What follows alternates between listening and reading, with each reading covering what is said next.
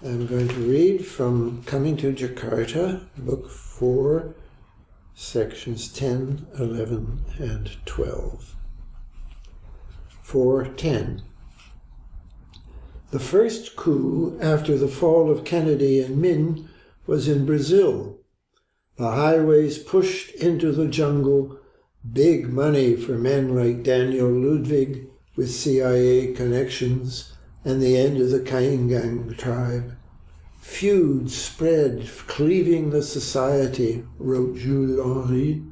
When IV.x says to me, my cousin wants to kill me, I know he wants to kill his cousin, who slaughtered his pigs for rooting up his corn.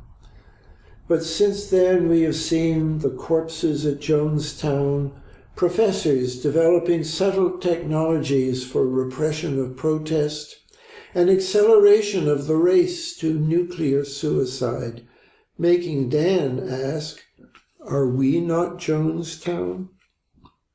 And what if the choices in Java were just as simple, to become a technological graveyard, stomachs torn open, corpses deliberately impaled on bamboo stakes, or a Malthusian one, rice production beginning to give way to high-yield, low-nutrition cassava, till petty landlords rid themselves of peasants who had taken over the fields to enforce the government's ineffectual land reform. No. Despite such choices, it is clear we must resist the black-shirted gangs, some of whose own members experienced recurring nightmares in which their victims appeared before them like Banquo's ghost and sought solace from doctors. Like Wordsworth inflamed with hope at the square of the carousel a few weeks back, heaped up with the dead and dying, until he seemed to hear a ghost that cried to the whole city, sleep no more. And those deaths Pauker imagined, no mere guilty memories, but portents. 4:11. There is drought in the west. I have just flown east for a weekend, swum at my father's camp, and now dry myself in the mist among the wet red and yellow maple leaves. The lake so full the beach is flooded, and we have to drop an anchor from the boat's stern. But the big news, dividing the whole village, even my father from my mother, is the Arab Gabr, married to a Saudi princess, who wants to build an electronics factory on the other side of the lake to train plane loads of Saudis brought over from Riyadh.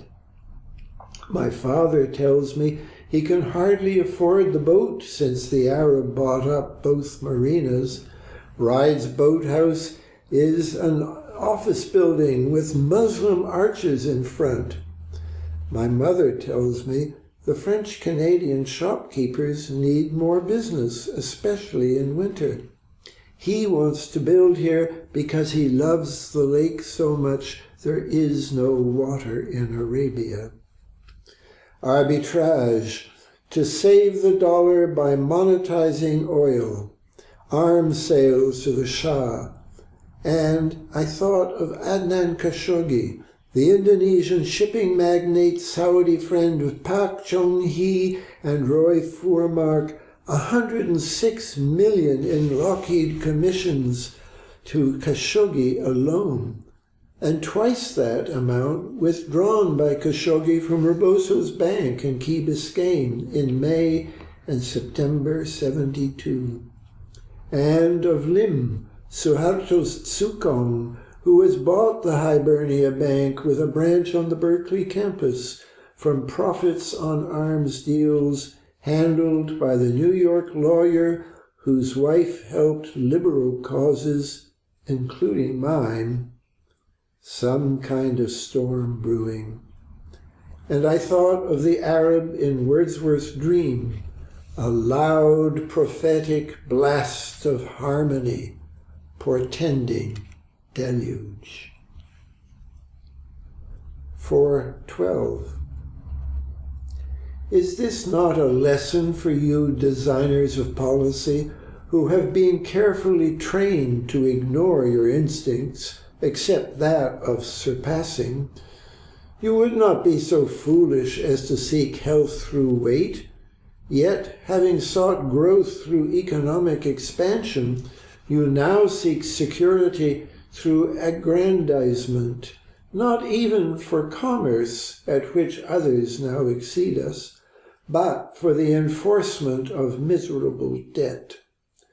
Only our belief in strength could have made us so vulnerable.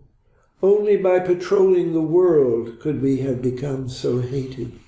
Only by fighting so hard to preserve the dollar could we have driven gold to 10 times its value in 11 years.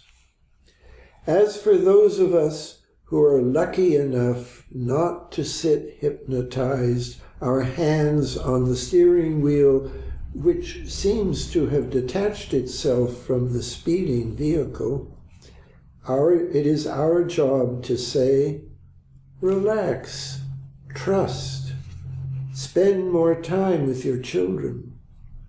Things can only go a little better if you do not hang on so hard. That was Peter Dale Scott, former Canadian diplomat and UC Berkeley professor, a poet and political researcher, reading from his book-length poem, Coming to Jakarta. My name is Freeman Ng. I'm a former student, and today we continue our reading and discussion of this book. In the last session, we ended with one of my favorite sections of the book, this very moving conversation you had with the Polish police officer. Yes. One of those moments in the book when you make this genuine human contact with someone, and there's on the other side of the Iron Curtain. Exactly, yes. Yeah. There's a feeling of hope, or at least of the possibilities for the species, really, for the human race. And if I could, I may have said this last time, but the chance to be a little bit more than what we're born to be. Yeah. That the human, it is a characteristic of human beings that they can grow outside of those determining factors that shape them at birth. This week, however, I think we're about to enter what for me is the darkest, in some ways, part of the poem. Mm-hmm. We're about to enter a kind of a slide, a kind of a giving up, or a kind of a desperation. At the end of this section, or at least a sense of danger. Yeah. That freedom. This is where Wordsworth at the French Revolution is in both of these next two sections. That freedom is a chance that you can be more than you were, but the consequences of freedom can be escaping from the limits of society in a way which comes to disaster. And that was the great obsession in Wordsworth's Prelude, that he really believed in the freedom that he saw in the early days of the innocent days of the French Revolution. Bliss was it in those days to be alive, he said. And I've quoted that more than once about being in Berkeley in the 60s. You know, there was that same sense of liberation, but also the sense that things can get completely derailed in that situation, and that you may be on the risk of disaster. And so for both these sections, the Wordsworth quotes are very important, I think, that Wordsworth already knew that people had died in the revolution, but he still wanted to believe in it. And then when the terror began and the guillotine was killing by hundreds, he escaped And the prelude is his reflection about what he had seen and what did it mean.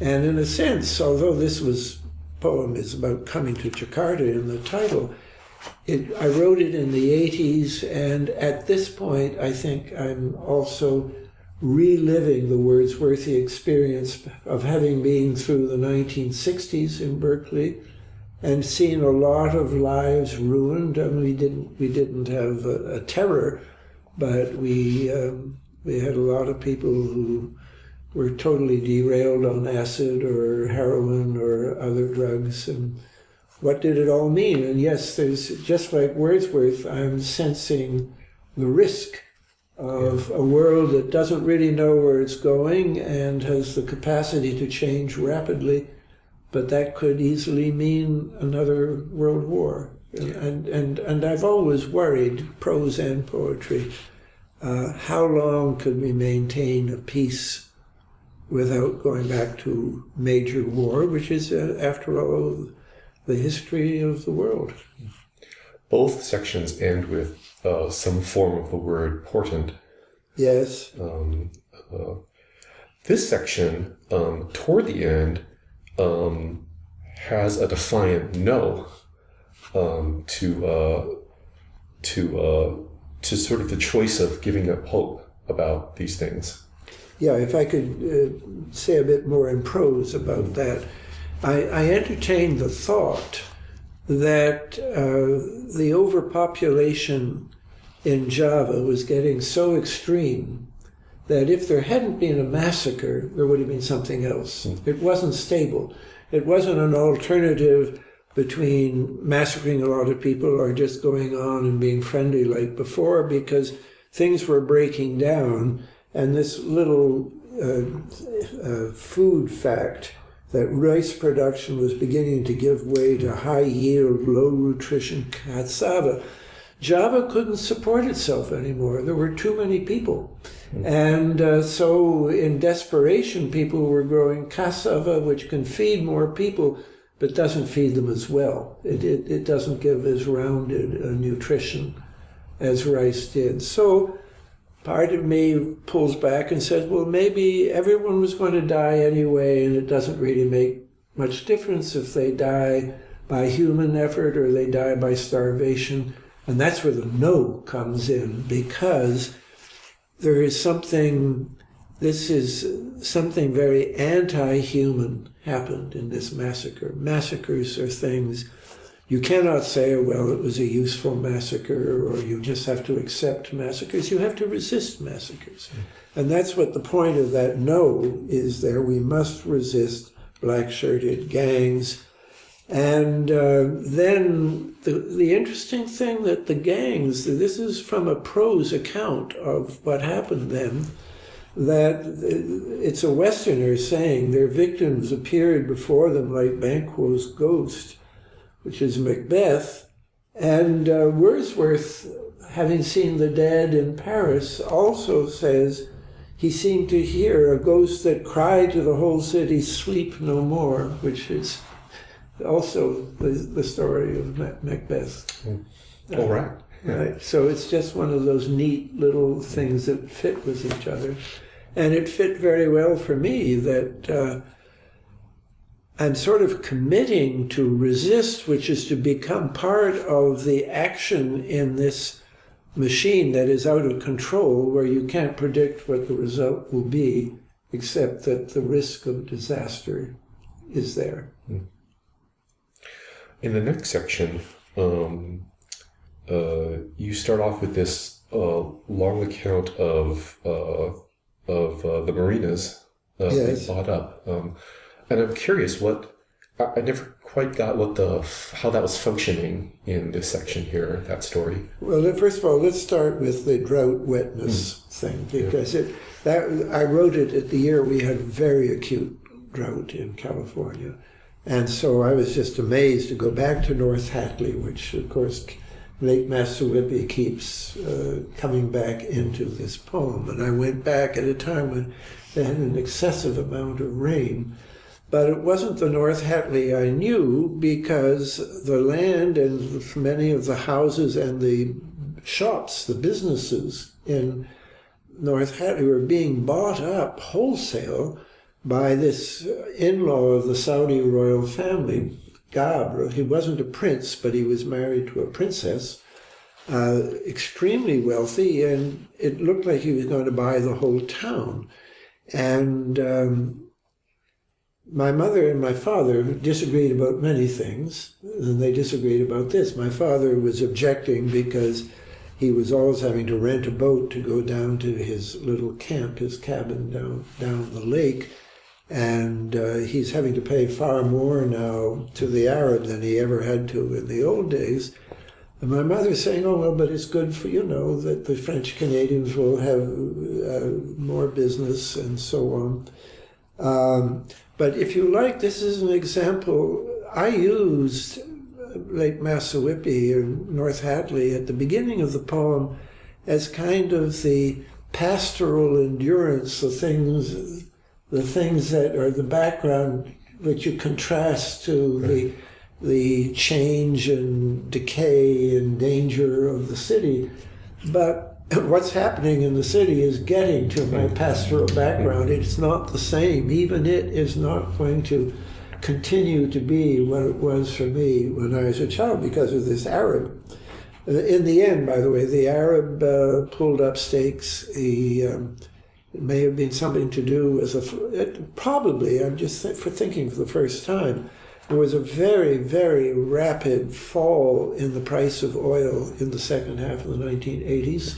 This had to do with the CIA manipulating the price of oil in order to collapse the Soviet Union, which they did.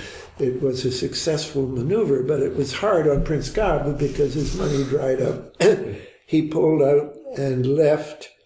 But when I say to arbitrage, to save the dollar by monetizing oil, Nixon took America dollar completely off the gold standard, but devised a way for the dollar to continue to have value by making it the instrument of exchange for all OPEC oil purchases. And that's still true to this day.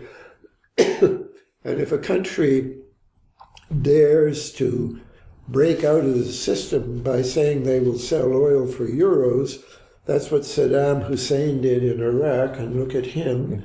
That's what Gaddafi said he was going to do in Libya, and you saw what happened there. And that is what the Iranians have been trying to do in Iran, and we're in the midst of this crisis in the years 2012, where Iran is in real trouble because of the sanctions being moved on it.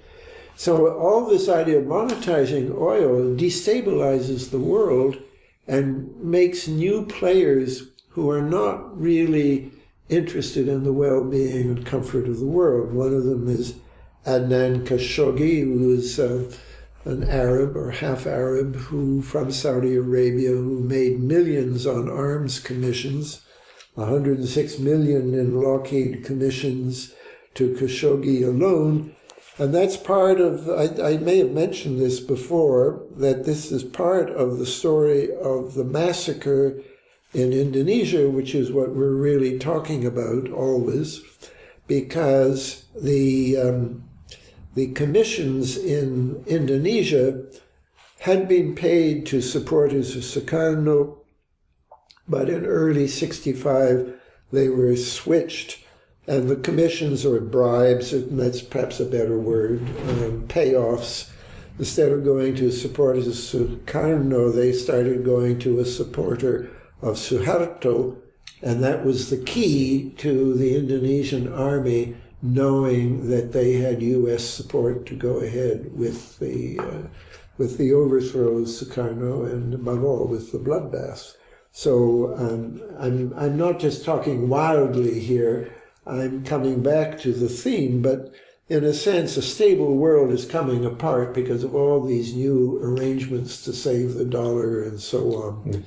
And these new heroes in this world, Khashoggi, Bibi Raboso, who's the money man behind Nixon, And then Lim, who was one of the people who got rich when Suharto took power, because Suharto or his wife would invest in businesses with a Chinese Indonesian businessman. And this particular man, Lim, he bought the Hibernia Bank in California, which had a branch on the Berkeley campus. So it's all coming to us. And I thought of the Arab in Wordsworth's dream, a loud prophetic blast of harmony portending deluge. You know, I had to go back and look at book 5 of the Prelude. This is it's all a dream in which an Arab is carrying a stone and a shell, and the stone represents reason, Euclid's elements, but there's more to life and humanity than reason. The shell is something that is not defined, except that when you listen to the shell, you hear a loud prophetic blast of harmony portending deluge. So that Wordsworth there, I think you could say, is trying to encapsulate the French Revolution in a line or two. Actually, the dream goes on for quite a long time, but this contrast that it was they enthroned reason. Reason was going to replace religion, and there was some other side to humanity that responded to the reason with deluge, which in Prelude is equated with madness. Well, I feel like we're on the verge of a kind of a deluge in this poem as a whole. I feel like just a few sections ahead are going to come. Just the momentum of this world system is just going to kind of take over the poem, and there are going to be some very unpleasant sections. Mm-hmm. But just before all that starts, there's this next section here. You make a kind of a plea. Right. You told me before we started the tape that you had originally considered not putting this section into the poem. Well, it's different from any other section because it's more like a little sermon than poetry, really. You could say, coming back to the Arab with the stone and the shell, that this is a kind of Euclidean voice of reason, trying to insert and to say, look here, the world is going to pot. But that's how I see it. I think yes. You're trying to hold back the deluge in one more section here. Right, but I'm not sure that, it's a bit like if there's a riot in the streets and somebody gets up on a car and says, people be reasonable. Right. It's a bit late to be saying be reasonable. And I don't think I'm really saying what I say here with any conviction that it will have any influence on anyone, that will ever even be seen by the people who need to see it. But I believe in what I say. I think it's reasonable. I think that I was a bit surprised because I don't remember this section with any particular affection. But when I saw that, I'd said, only by patrolling the world could we have become so hated. Only by fighting so hard to preserve the dollar could we have driven gold to 10 times its value in 11 years. I think that's good sense, and it's worth saying. It's just that it's not going to make any difference to anything. Well, let's end by hearing it all again. The whole of the last section? Yeah, let's end with a rereading of the whole section. That's a very generous amount. Is this not a lesson for you, designers of policy, who have been carefully trained to ignore your instincts, except that of surpassing? You would not be so foolish as to seek health through weight, yet having sought growth through economic expansion, you now seek security through aggrandizement, not even for commerce, at which others now exceed us, but for the enforcement of miserable debt. Only our belief in strength could have made us so vulnerable. Only by patrolling the world could we have become so hated. Only by fighting so hard to preserve the dollar could we have driven gold to 10 times its value in 11 years. As for those of us who were lucky enough not to sit hypnotized, our hands on the steering wheel, which seems to have detached itself from the speeding vehicle, it is our job to say, relax, trust, spend more time with your children. Things can only go a little better if you do not hang on so hard.